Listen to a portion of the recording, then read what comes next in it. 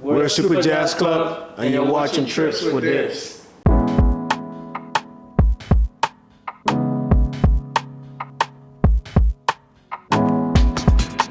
It's not about making music that sounds African or not. It's really about making what you want to hear. So hi everyone, welcome to Trips with Dibs. This is season 2, and right now we are in Accra, and I'm kicking off the Accra episode with none other than SuperJazzClub, who I have here in the building with me. Hi, I'm Sayo. Hi, I'm Ansar. My name is Tanner Jackson, very young motherfucker. Happy to be here. And I'm Obed, Super Jazz Club. And this is actually half of the collective. The SuperJazzClub consists of 6 artists and 2 business people. Shout out to Biko and Joey, who aren't here today, but are here in spirit. Yeah, the reason why I'm having you as the guest on Trips to Dibs today is because I really think you guys are doing so many amazing things, and you're just innovating for the culture out of Accra, or Ghana to the world. Quick intro for anyone who's not familiar with SuperJazzClub. They're a creative collective consisting of 8 members, 6 artists, 2 business people. Most recently featured as part of Dazed 100. Creative powerhouse all around. We've got filmmakers, producers, vocalists, rappers, mix engineer, drums, directors. The whole thing it's a whole outfit. Very community-based. Last year went on tour in Europe, shut down Brussels, Paris, Amsterdam, Berlin, London, where I live as well. Featured on Majestic, one of my favorite channels on YouTube from back in the day. If you know, you know. I guess the first question is, we're starting with where we are. We're in Accra right now. You guys, I read that, the collective kind of started forming around 2018. Right now it's 2024, January. How was the scene back in 2018 when all of this started? I think in 2018 the scene was quite bubbly. Like it was coming up, but it was less people in the alternative space and more in the mainstream. But I feel like as time has progressed, like we've kind of been able to pave the way. I don't normally like to blow those horns normally, but I feel like back in 2018, like putting out a song like Bordeaux isn't something that you even think about, even if you're an alternative artist. But we're able to just build that community from such an organic place. So we used to commune a lot back at our studio it's still called the Green Room, and we would just bring our friends over to listen to some of the stuff that we're creating. So it was very organic in how we started this whole thing, and I'm super glad that we've been able to do it up until this point where people see it for what it actually truly started for. Personally, I was finding myself because it's a lot of things that I do in art. So it was a great time for us to come together and just try to find that community. Whoever is in Super Jazz Club at that point, you can learn from, or have get to learn how to play better drums.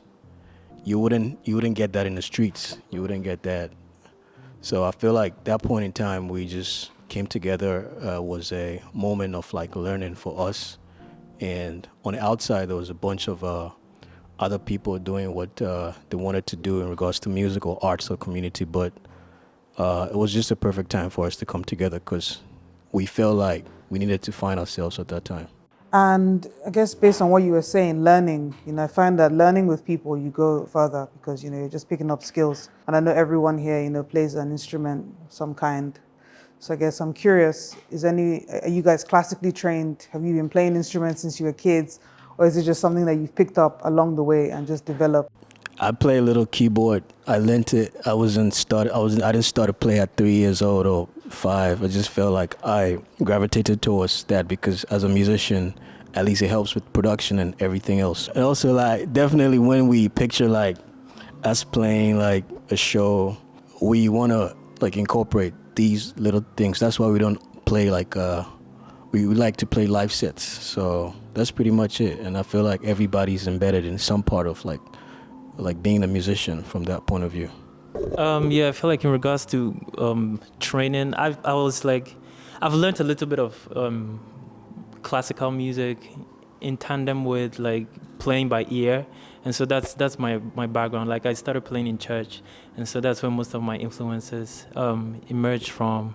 Joey, who is also the drummer, also has a little bit of theoretical background in like how he picked up his drum skills. And so I would say it's a mixture of both, yeah. I guess going to the music, you know, I think the first time I heard music, the first thing I realized, you know, it was kind of like a feeling. It was a feeling I got from it. You know, it wasn't really like a genre. It's like a mesh of different things, but overall it was like it's like this chill feeling, or like kind of cinematic, reflective. That was kind of what I got from your sound. And there's so many different elements that go into that. You know, even with the different tracks, some, you know, take inspiration from, it's like, you know, kind of indie vibes with bossa nova. You have like some elements of electronic music, just maybe a layering. But, you know, with 6 people working in the studio, how was that time when you were trying to form your sound? What was that process like? I'd say that basically, I don't know what if I can ask, what was the first song, or what did you hear first, and what made you feel that way? Back to Kids. Back to Kids. Okay, so I'd say that, yeah, we usually make music in different pockets, and because obviously there's 6 of us and we are all listening to different things, we all gravitate towards different things. So when we come together, the reason why the music sounds the way it does is because the 6 different people bring in, you know, 6 different ideas from different genres, different whatever sound palettes, and that's how come the music kind of has a layer of, you know, little bits and pieces of things. But the way that it worked for us, or the way that it's been working for us, is that we mostly go to the studio to make the stuff that we would love to hear. So I remember in 2018 when we actually got together and decided to start making music together, the process was basically hanging out together, listening to music throughout the day, just putting each other on stuff, and then we'll go on to make something, and which is quite reflective of what we've been listening to. And so even though it was 6 different people, we were kind of on the same page, because, you know, we were all sharing influences, sharing songs, sharing ideas. And so even though it was 6 different people, we were kind of all gravitating towards the same thing. And that's why the music sounds the way it does. I would say with that, you know, there's kind of like a lot of innovation in the sound. As you were saying, like you said, the pace really. What message would you have to like someone who's just like figuring it out right now? I think for me, what I'll say is that first and foremost, it's not about making any kind of music. It's not about making music that sounds African or not. It's really about making what you want to hear. So for us, that's where it started from, you know, because we could have gone any direction, but it was more like we started from what we wanted to hear and what we gravitated towards. So if you are making anything, I think that the best way for you to measure your bearing as to where to go or how to go about is just basically ask yourself what you want to hear. If you weren't the artist, if you were listening to you, what would you want to hear from you? And just, you know, go towards that direction. I think it's the most honest path you can take, basically what you want to hear, and just make that. Yeah, I think that was pretty good. Yeah. Yeah, it's like follow your voice. And basically. yeah, just keep going, keep doing it. Yeah. I think, but you know, guys, this is easier said than done. Because Which is what it's the music what I'm about business, to you know. point out. Yeah. I feel like it goes beyond. It's really being resilient, being in discipline, being mad, being rebellious. I feel like those are some of the qualities, because I think I heard a quote from, is it Nina Simone, where she was like, an artist's duty is to reflect the times. And I feel like in those moments of like 2018, there was a lot of mainstream products being pushed into the system, but we kind of came through the opposite direction, which was reflecting how we felt in regards to what music looked like at the time. So I feel like the music is only but a reflection of what you are going through in real life. And I feel like the more artists and people are able to tap into what they are feeling emotionally as they progress through life, the more the music just comes out naturally in the way it's supposed to. Yeah, and speaking of that, you have the latest single, which is Amina, which I've been listening to a lot. You're working on a new project. Yeah. So, you know, you took me there. You're working on a new project, and you know, based on this time, like, what's the vibe of the new project? Well, the new project is just it's probably things we recorded like 6 months ago. Between that, on tour and also a month ago. So yeah, it sounds very good. Nice. sounds fresh. It sounds honestly. fresh. Okay. I'd say, yeah, it sounds fresh. It's, I think that, just like going out and meeting people and hanging out with people from different, music circles, we took something from there and from some of the cities that we went to, and it's just like coming back home. I feel like maybe 90% of everything on the tape is stuff that we made when we came back home. So it's like, just putting together all the things that we saw, we experienced, we loved listening to, and just bringing it back home. It's basically like a sonic dump of your trips. Sort of, but also just kind of that, but just the foundation of it is basically what we want to give out, basically, and then a blend of everything that we've been recording since we've been on the trip, since we've been back home, and all of that. So Sarah, what was your favorite city on the tour? Because I was in London and I remember meeting you and you're telling me the tour is crazy. You're saying the tour is crazy, and I was like, what's going on? You're like, it's just crazy. Yeah, man. I still stand by that. It was crazy. Yeah. My favorite city. That's a really good question. I'd say it's between Amsterdam and Brussels. Why though? Why? Yeah. I think just how I felt being there. These are places that I've wanted to go to, so it's just like, music was taking me here, and it's a very different experience. Yeah. Do you guys prefer like an intimate show or a festival? Because I know you've done festivals. Yeah. Okay. Okay. That's a good question. Yeah, that's a really good question. At the moment, festivals. Yeah. For me, I think it depends. Depends. Yeah, because they both give different feelings. So, What's the challenge though with each of them? Like, I would say for festivals, you don't necessarily see you're not super close to the people that are listening to you and experiencing your music. And with intimate shows, I guess they're just smaller shows. yeah. With like intimate shows, you're almost speaking to yourself in the mirror, but with like the festivals, you kind of have to, it's a collective energy that you have to kind of, it's like you give it, it bounces off. So it's like that engagement was so novel, but at the same time it was very different to experience because we've done a lot of intimate shows. So experiencing the festival effect was quite interesting to see. Yeah, why isn't nobody thinking that festivals could be intimate? Because That's true. That's true. on some Freddie Mercury shit. Yeah. But I feel like the show in London, 180 Strand, was one of the best, and on tour the intimate shows were really rocking. Festivals is our first festival performances. I think we did two, no? Core and We Love Green. Yeah, Angoulême as well. Okay, in Brighton. I love Brighton. That's a fun city. It's like it's just like a playground. Yeah. Brighton was really mad because personally I reflected in a lot of things being by the ocean, and at night too. We all like took a couple strolls, bought food, and it was pretty dope. Like looking back, it's one of the best cities. I really enjoyed your London show because I remember I didn't know what to expect because I've been to that venue before. But I feel like you guys just like transform the venue in a way. It was like even from the arrangement. I remember, if I remember correctly, it was like Joey was in the back on the drums, Obed was like in the corner. Yeah. You like to be in the paper dress. Paper dress vintage. Paper dress. Yeah, you were in the corner, and so I was on the other side with the keys, and then Tano, Say, and Biko, you were in the front. Like the and everyone Temptations. was just like, I saw a photo, I was like, like that, like sick. It was a good layout. It's crazy. like, Crazy. yeah. Yeah, but honestly, we didn't also know what to expect. That was our first time performing there, so in the same place. But you'll be back in London soon, across the tracks. In May.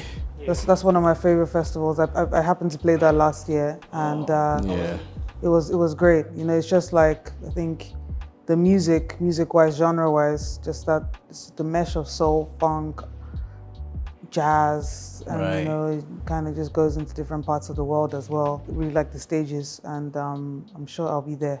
Sick. To see you this year. See you guys. Yes. So aside from Cross the Tracks, what other festivals would you love to play anywhere in the world? Man, Glastonbury. Glastonbury. Yes. Yeah. Yeah. Love to Okay. do Glastonbury. Coachella. Coachella. Obviously. Coachella, for sure. Obviously. Yeah. Tomorrowland. Tomorrowland. Look, it Okay. can happen. Nah, that's it for me. You got more? Yeah. Okay. Yeah, these are like, I'm sure there's others. Others, yeah. these are what we've always been talking about. So just, yeah, Okay. Speaking of Reading Festival. yeah, Okay. as well. Speaking of like the music and festivals and touring, I think one of my favorite tracks is Cameras. It's just Flash. It's Flash, you know. I think you know another reason why I really like that is the video as well. I remember the first time I watched the video, it was very playful, and I find that your videos, your visuals are it's a very key part of what you guys do, and I think that's just due to you kind of having this other element of creativity within the group and working closely, you know, with people like Cozy. And I'm always wondering, you know, Tana, I know you direct as well, and so on. Do you guys ever think of the visuals? Let's say you're in a studio. Do you ever paint the picture of like, you know, making a track from the lens of the visuals, or is this something that just always happens after? It's a bit of both. Yeah.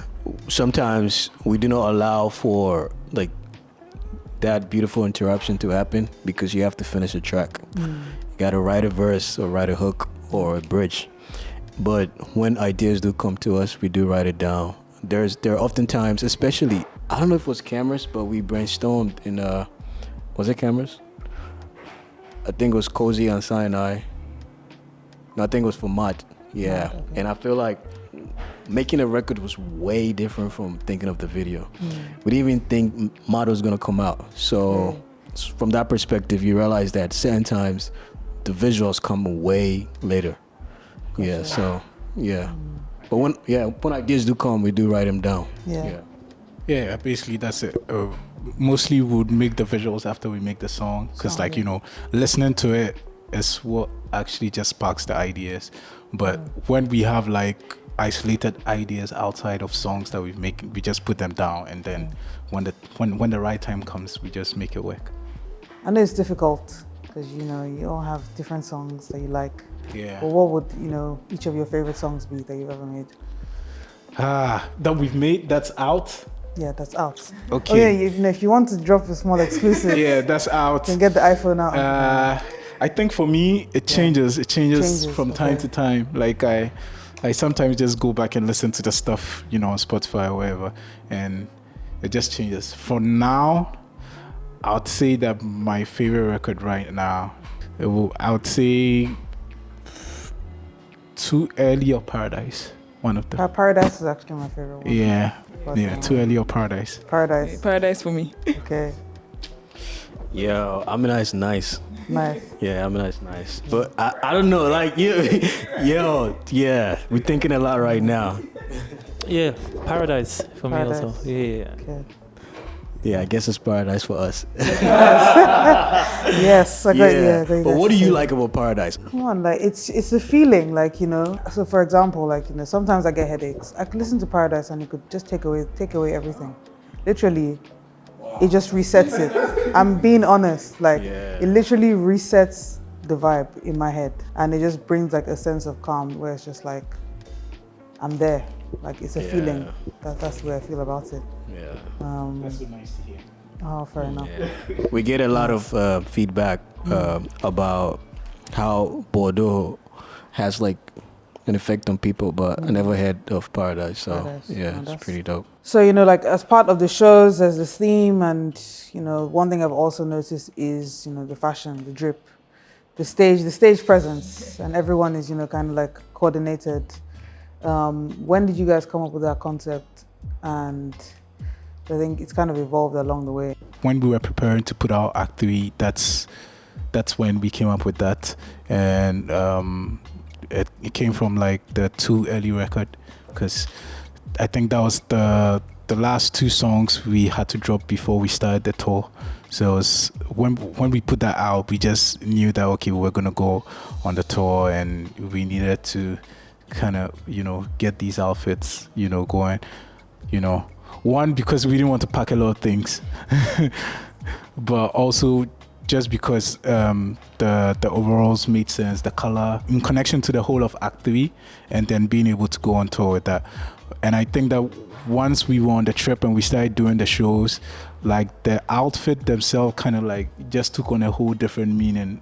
Even before before that, we didn't think of it in that way, but then it kind of became like, something that we put on to go do the show every night. Like it was kind of like our a uniform. Yeah, our uniform. Yeah. So it's like, we could play all day, but then when it was time to put serious. on the orange suits, you knew that it was time to go to work. And that's what they've become for us. And yeah. Sure. What are your influences as individuals? Because I think one thing I really love about the collective as a whole is you come together, but you also shine a light individually. Yeah. Like anyone that's finding about Super Jazz Club, you can find everyone. You can learn about what everyone does. I think that I'm influenced primarily by music. A lot of music that I listen to, like you said, is mostly about how it makes you feel, and I really, it's for me the feeling. In terms of visuals as well, I'm really into film. Like I like some directors. I have some directors that I really like Wes Anderson and Chris Nolan. Yeah, I think for me, I'm just influenced or inspired by people that just kind of all over the place. Like you can't really put them anywhere. I love Jim Carrey. I love that he does the comedy and he can still be in a movie. He can do like lots of things. I love Jamie Foxx. The fact that he can still drop a mean R&B song and still do the stand up and still act. I love Donald Glover, music wise, Pharrell, style wise as well. Influences. Oh shit! One last one. I love Whitney Howard. That's my OG. Whitney Howard. Yeah. With me, started with Spike Lee because I'm a visual guy. I'm into like a lot of movies and creative direction. And Marty Scorsese, in regards to like how people do carry themselves and trying to become something regardless of where they are. Like I feel like Donald Glover, he coming from like a family that's not really into like the pop culture and all of that, and breaking through not just with film but with music as well. It's and also like TV. It's crazy to me. And I listen to a lot of this will sound crazy, but I listen to a lot of Tommy Redu and Frank Mensa. Okay. And they're like OG Ghanaian musicians. If you go back to listen to these records, it's mind-boggling how they made that shit. I'm not saying that they couldn't, but there's a lot of dope challenges. Yeah. And Quincy Jones, I respect Jones. that dude so much. Yeah. So and also I listen to a lot of music that is really not into like mainstream culture, especially like from like Latino roots or like Afro, like, and also stuff that is really like alt. So the ones you do find randomly, I feel like they inspire me a lot. Yeah. I feel like for me with inspiration, it changes very often, at least every other 3 months. I guess something needs to be inspired by, but I feel like overall my main inspiration is my dad, I would say. He actually taught me how to play, and I always look up to how he's just developed that skill from when I was a kid, and so I'll say it's him. But otherwise, there's Blood Orange, and then there's Tori Moi. What was it like doing all these amazing things right throughout the year, dropping music, then going on tour, crazy tour? People coming from Accra. People are seeing how you guys are just keep going, shutting this down, and then coming back to perform on the 20th of December last year. What was that experience like? Yeah, I feel like for me, it feels like I'm Jesus. Like, I feel like hometown. I just went out there to, sacrifice a lot for my people back at home. So now we're back into heaven, and they're rejoicing with us. That's how we feel. Yo, I don't co-sign this shit. I don't know what to say. Like Jesus. But I ain't with it. Nah. Hey. Yeah. How does it feel? How do we feel? Yeah. it's almost like a full circle moment. It's like, to be honest with you, we had doubts because it was just like very short time period to sell the tickets and all of that. But coming together to see the people that do the listen to our records, and actually we see them tweet and talk about how much they love Super Jazz Club, actually showing it was like a real moment of like, it's not validation, but it's almost like that. It tells you that people in Ghana actually don't just support from online, but rather they're there in person, and the energies too are like present. So for me, I remember a moment where I just stopped like singing, rapping, whatever, and I was like, damn, look at these people. It's just like this energy like was more than some of the places we perform, like very intimate shows. And I feel like it used to be 180 Strand, but I think it was. I think if you want to talk about our shows these couple months or like the months, yeah, I think that show we did in Ghana is pretty dope, and it's a pretty dope moment in our lives, yeah. Nice. As a collective. You probably remember that for, Yeah. Like it was like a milestone moment. Yeah. Because it was like everywhere abroad, people were always just get and shout out to that. the light guy. He did an incredible job. Yeah. He gave us the mood. When's the next show? The next show that we know of that's happening is going to be in London, Cross the Tracks. Yeah, but maybe in a couple of weeks we'll finalize some more details. I feel like you do the Cross the Tracks, that's great, but we need like another show in London, just like another one, Yeah, I'm sure there'll be one to see in London for sure. Like we have a new project coming out, of course. Just like an intimate one, Yeah, we're looking forward to being able to put that together, honestly. My final question. So I'm Nigerian, born and raised in Lagos. There's always a stereotype about, the parents. They're always like, doctor, lawyer, engineer. I ended up being a coder, then DJing, filmmaking, all this stuff. How is the journey as a creative with parents here? Because you guys are really innovators. As you said, you're setting the pace. How is that, with your with parents and traditional careers? I'm her parent, so I can speak for her on this one. No, I think for me, I have been, lucky enough, blessed enough to have parents that understood what I wanted to do like a long time ago. So even before I took it serious, like I was just kind of like messing around, wanted to go to the studio and stuff. And my parents will allow me to go. I hadn't chosen music to be my thing back then, but I was just like kind of experimenting and looking at what could come out of it. My parents were always supportive. Like they will always say that, but then you have to go to school and then you have to finish that. And once you do this and that, you're free to do whatever it is that you want to do. So for me, my parents have always been supportive. My family actually has been always, supportive of me making music, and that's a nice thing to say. I think he's one of the lucky few. 100%. He's one of the lucky few in Accra, in this country. For me, I think there's not as much pushback as there was before. Okay. It wasn't serious pushback, but now it's significantly less, so that's good. But yeah, I think my parents still support me. My family supports me through it all. So yeah, I'm also happy to be saying that now. There's been a lot of times where we question why they say we shouldn't do music when we wanna. They just oftentimes just want to make sure you're good. So, and also do not fully trust your talents or your capabilities. That's how I feel. So with time, you notice that they see the progress you make, and then they get to let go of all the attacks they used to give you and all the attitude. I'll say attitude.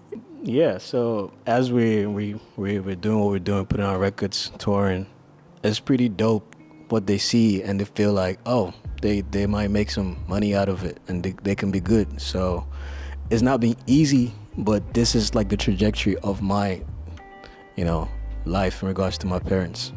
from my perspective, I feel like I can see how hard it can get for somebody who is less skilled than I am making music from Ghana. So I think what I'm going to say is it's not easy. It's really hard. You know, there's a lot of voices that's going to be in your head. You know, from your space, from the community, from parents. Sometimes my own parents tell me, hey, you know, you need to find something more secure, because music isn't quite the easy route to like sustaining a family in that case. So I feel like it's really finding that community that supports you and just giving you that push, because you're definitely going to face those roadblocks. Yeah. I want to shout out my mom. She was at the last show, and for me, that was like the first time that she was seeing me perform like live, and I didn't know she was going to be there. And I was with her throughout the day, and you know, we're talking and blah blah blah. And then when it was time, I was like, yeah, I'm gonna go because I have to go do that shit. She was like, all right, baby, see you later. Nice. And I didn't even see her throughout the show. Like, it was after the show, then I saw her. But that for me was like, you know, it was everything to me, because like my mom, like back in the day, I would say I want to go to the studio and I don't have money to go to the studio. My mom will always like slide me cash to go. So just like her being there that night, handshake you know, or she just kind of like puts it somewhere. She knows I'll go find her. She just puts it somewhere. And so I love that. yeah, that's, you know, that means a lot to me, you know, her support and, you know, the support of my whole family. I think, like, you know, being a creative, it's always like in you. You can't stop. No matter how much, you know, like I've had friends like, oh yeah, you know, I've done this, found something more secure, but it's like just had to go back, had to quit the 9-to-5 life, or just couldn't do that. And I always wonder, you know, like, what's the future like? And for you guys, as you know, since you're a collective and there's so many different angles, sometimes I think, oh, you know, what is the future of Super Jazz Club in my head? I have my ideas around it, but I'd rather hear from you guys. I think for me, the future of Super Jazz Club is to, you know, be able to bring up like, you know, 10 more Super Jazz Clubs, you know, and just to be able to open doors for the people that are coming, you know, after us, to be able to see that it's possible to do these things as well, from where we are from, and you know, it's valid that we can go as far as we want to go, you know. And so that for me is, I don't know how we are going to do that, but I guess we're going to do that in different ways, by, you know, being able to set up things that are able to also bring other people up and stuff like that. That's the way I see, you know, the future of Super Jazz Club. It's also us exploring other creative things that we haven't even thought of. So it's like every day we are learning, every day we are gravitating towards something that wasn't the case before. And so I feel like in the future we are going to be, you know, outside of just music, doing film, all of that, there's still going to be some stuff. You never know, we might end up in sports, in tech, in like, yeah. There's a lot of things that we want to do. We don't want to put a cap or a limit to where we want to go. Whatever I may think I want to become in the next 5 years, when the time comes, I'll be that. The only thing is that we're going to make the best out of the opportunities given us and also pave a way. But one thing I believe that we are going to do is to just enter different industries and try our very best to champion whatever we're doing in that area or industry. Yeah. Yeah, I agree. I think, you know, when I think of Super Jazz Club, aside from music, I always think of film and how, you know, that intersection works, even just from the stuff you're doing now, whether it's like scoring films or, you know, soundtracks to films, or just, the music just has a sense of adventure. Yeah. And I feel like, you know, that's probably where it translates universally. And that is the end of the chat. Thank you so much for being on Trips to Dibs. Thank you. And yeah, I can't wait till this comes out. Yeah. Yes. Nice. In your city. In London, yeah. Yeah, see you in London. London. All right.